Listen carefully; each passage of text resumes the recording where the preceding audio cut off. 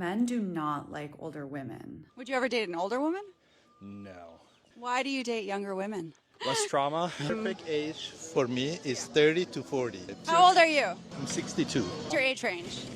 Damn, this is gonna be on TV. That's pretty serious stuff. I get a lot of action from younger women, that's all. Through my interviews, I have discovered a shocking amount of ageism. Women age differently. What age women do you date? 23 to 33. How old are you? I'm be 53 this year. What kind of girls do you like? Young blondes, under 29. How old was your last girlfriend? About 30, How old are you? 67. Men don't even like women their own age. What's up with the younger women, older man thing? Well, for me, a lot of it's the looks. Women your age, you don't think that look that good? I'll be honest, not a lot of them. Do you date women your own age? No. I'm not attracted to them. And women your own age still not good? All the ones my age who are really good have been taken. Why are there so many misconceptions about women being not sexy anymore after puberty? They're usually a lot younger than I am. How much younger is a lot? 15, 20 years? Yeah, my What's the biggest gap is 19 years. Okay. And how old are you? I'm 66. What's the biggest age gap you've ever had? 33 years.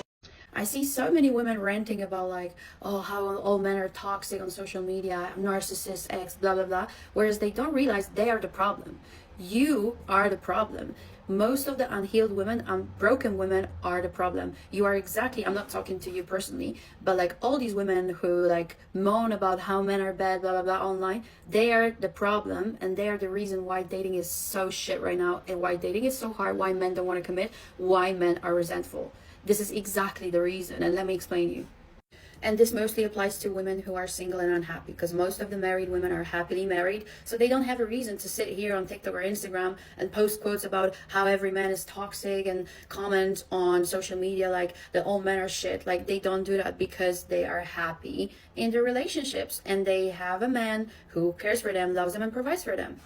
Most of the single women who are unhappy will rather watch you join them and cry with them and be unhappy than you be happy with a man, because they are jealous. So I cannot tell you how many times my relationships with men, or when I was dating someone, where single girls were trying to sabotage. How many times women try to sabotage my relationships with men just because they were jealous and they wanted me to be miserable with them. Guys, I will say this. If a woman loves you, it does not matter how much money you have. It does not matter how attractive you are. It does not matter if you have 12 kids. It does not matter to her. She will accept you because she loves who you are at a soul level, not what you have, okay? So stop doubting yourself and looking at all the things that you might be lacking in life, and know that a woman who truly loves you will accept you for exactly who you are. I'm low-key kind of jealous of the way that men get to be like a little bit ugly and still sought after by attractive women. Like, girls will fully be like, yeah, like, this is the guy I'm talking to. Like, I know he's chopped. I know his hairline's receding. I know he has no jawline. I know his beard is patchy. But he has a great heart. And they'll fully date and marry these men. Like, lovingly and willingly.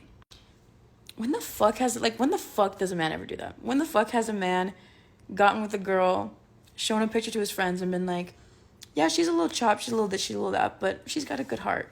And then gotten with that girl.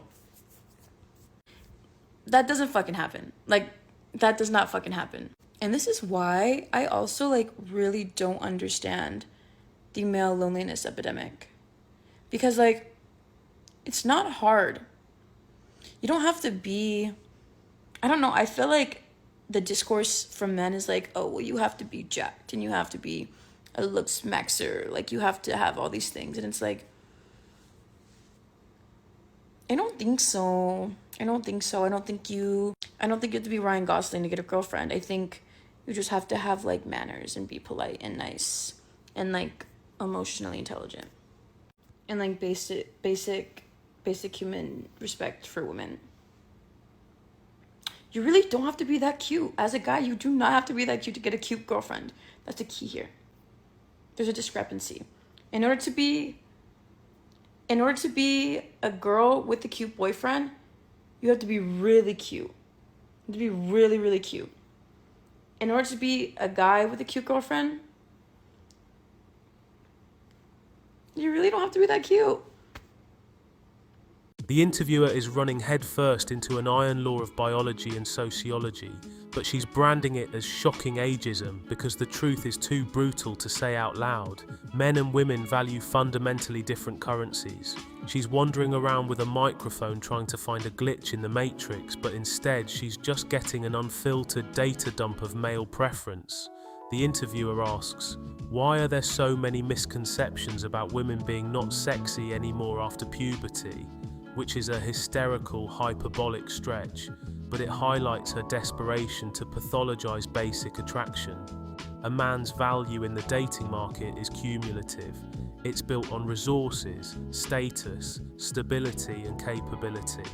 A 53 or 62-year-old man who has successfully navigated the world has more value than he did at 22. He has upgraded his currency. Historically and biologically, a woman's primary currency in the initial attraction market is tied to youth, fertility, and physical beauty.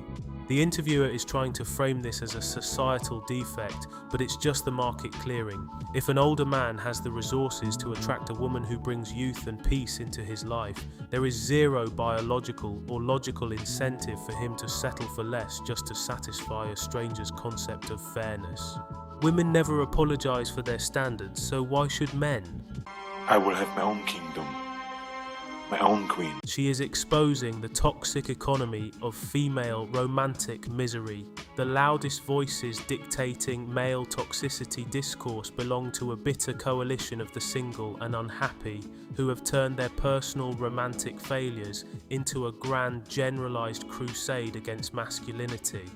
These unhealed women don't want solutions, they want recruits.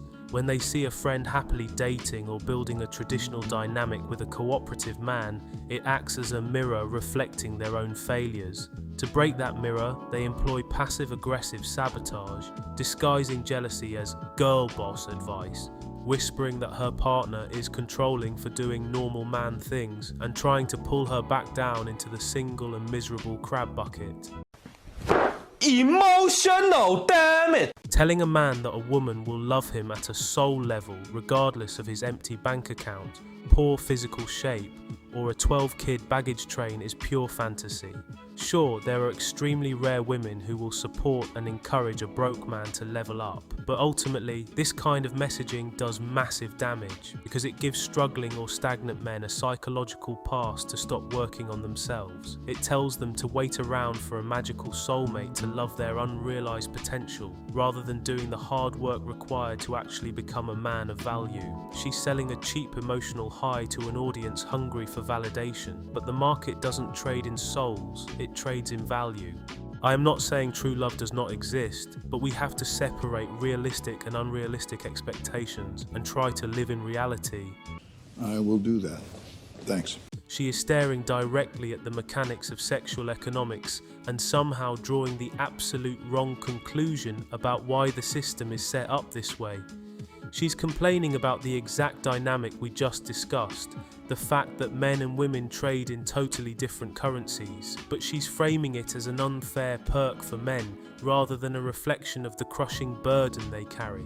First, let's look at her shock that women will marry a chopped guy with a receding hairline because he has a great heart. What she is completely ignoring is the invisible price tag attached to that man.